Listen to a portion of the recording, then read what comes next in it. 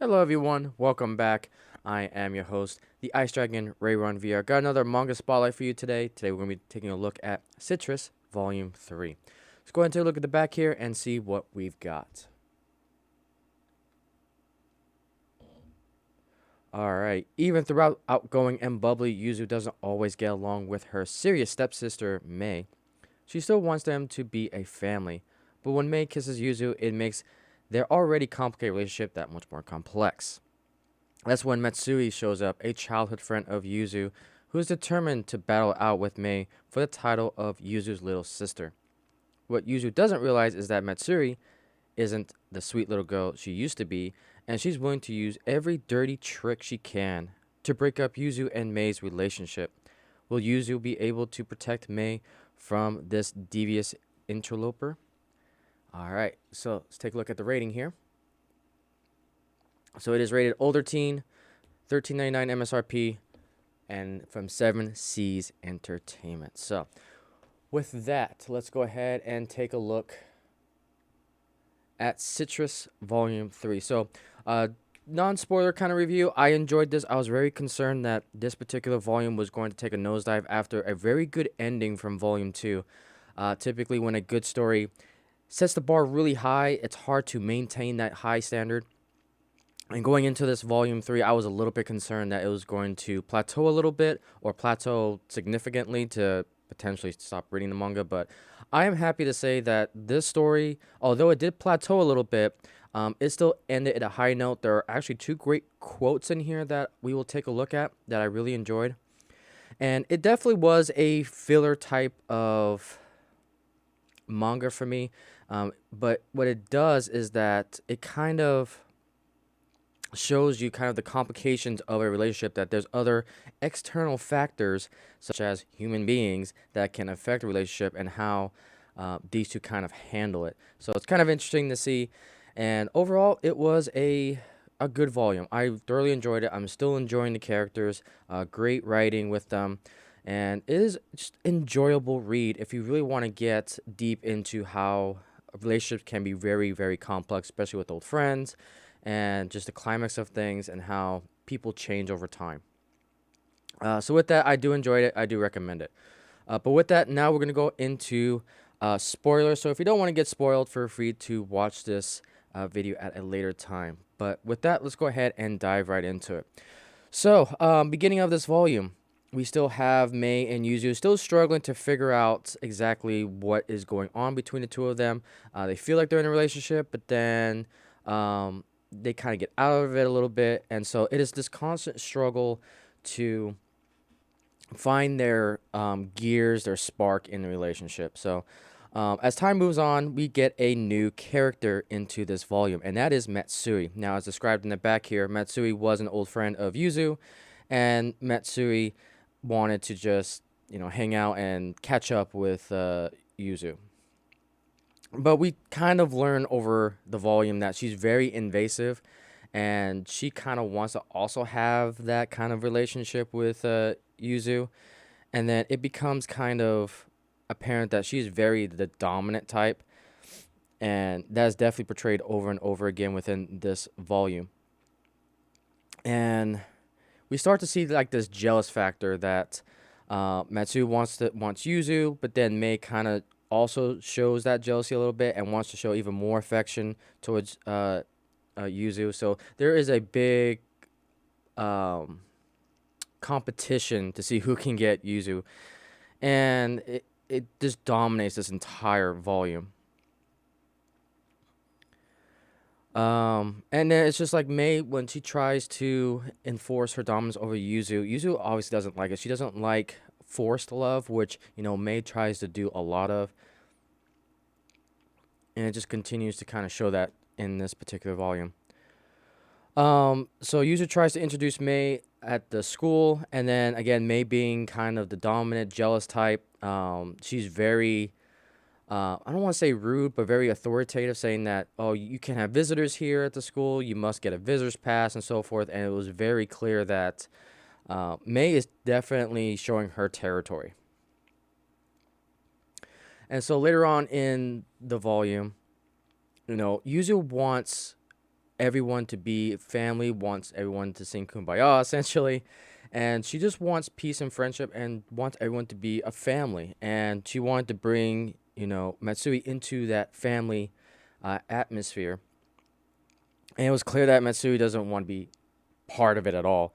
And so Matsui and Mei kind of go on a shopping trip, or excuse me, not Mei, Yuzu and Matsui go on a shopping trip, but unannounced to Matsui, Yuzu also brings Mei, and Matsui definitely got upset by this because she thought it was kind of like on a date, and she felt kind of betrayed that Mei went with them as well. And Yuzu is just trying to, build the family up. She just wants peace within her family. And so we kind of get this interesting scene where Mei then talks it out with Matsui, which is interesting because Matsui is very devious. She's definitely kind of the antagonist in this volume. It was very good because it was nice to see kind of the antagonistic characteristics come out and just poke at this relationship, because now we have, a villain that we can hate, and that's a good thing for a story to have. And so Matsuri, unannounced to Mei, she basically secretly hires these kids to kind of record the conversation between Mel and Matsuri. And Matsuri basically tells Mei to stay away from Yuzu. They've known each other for a long time, got through some situations. And again, jealousy is basically a huge theme in this volume, and how, jealousy can lead to very immature, devious types of acts. And then, just when you think Matsui's got the upper hand, Mei basically does a forced kiss, saying that that's the kiss that you stole from me from Yuzu, and she tries to put her foot down, but again, unannounced to Mei, the kids recorded that, so now Matsui has blackmail. And so again, more themes about how jealousy can really drive a character and morals, and it's very dominant in this volume. All right, and so we go back to kind of the school, and then Matsui again continues this jealousy drive towards Mei and Yuzu's relationship, and she continues to butt in. She doesn't want them getting close. She doesn't want them, having this relationship. And so Matsui then confronts Mei, saying that you need to stay away, otherwise I'm going to show her, the pic of them kissing. So basically blackmail. And, it's very clear that Mei tells Yuzu that she can't make it to the Christmas party that's going on, and she makes up an excuse saying that the student body has something going on that day, so she can't make it, which crushes Yuzu. She's been cooking and trying to plan for this Christmas with the family. She just wants to have a good family party, and, she's kind of devastated by it. And then Mel basically tells Yuzu that, hey, you need to take care of Matsui. And so Matsui and Yuzu has this meal together, and then during the conversation, she kind of gets, again, jealous, overconfident that Matsui has this, excuse me, man, tongue twisted. That Matsui then kind of shows her true colors when they're having this meal together, and Yuzu realizes that, Matsui was manipulating Mel, and realizes, the true person that she is. And which comes to our first quote that I really enjoyed about this volume. So, when they're in this conversation here, something really important comes up. So that would be playing right into her hands, said Yuzu. I won't lose to her. Oh, no, excuse me. This is Matsui. No matter, there no way someone as vapid as Mei-san could ever beat someone like me. And then basically, she headbutts Matsui because Yuzu's really angry. And then this quote right here is pretty darn good. People aren't toys. Relationships aren't about winning and losing. Grow up. So this one line right here, people aren't toys, I think that is very, very important, because it is when you're dealing with human beings, there's a lot of emotions, there's a lot of cognitive thought, a lot of assumptions. There's just a lot of things that, you gotta treat people with respect and dignity. You can't treat them like toys, as stated here. And it was good because this was basically the turning point that, um, she's gonna lose everything if she continues her ways, which will lead us to our second quote. So Yuzu finds and forgives Mei, and Matsui basically thinks it's all over. She's lost her best friend because now she's pretty much been caught with what has been going on. But by the end of it, Mel and Matsui basically have a great dialogue by the end of it, which we're gonna go to now here. So by the end of it, let's see here.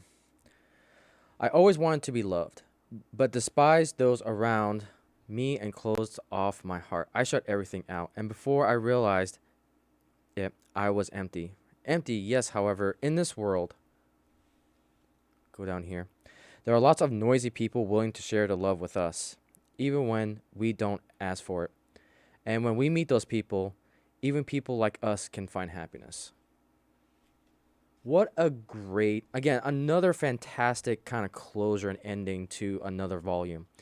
That, you've got these people who don't want to, talk to anyone. They want to be a true introvert. But then, you got those extrovert type of people that, noisy people, essentially. Extroverts is what I would say. That will share the love. And then that way the introverts can find happiness. What a great message. And by the end of it, everyone is friends. They sing Kumbaya. And that's pretty much, and Yuzu and Mei get their kind of happy ending is with the Christmas party and so forth. So overall, another great ending to a volume 3. This one left with 2 great quotes that people aren't toys, and those noisy people are the ones that bring true happiness to the introverts, essentially those that shut people out. So definitely a great read. I highly recommend Volume 3. This series has just been great. It's provided so many great quotes, so many good life lessons.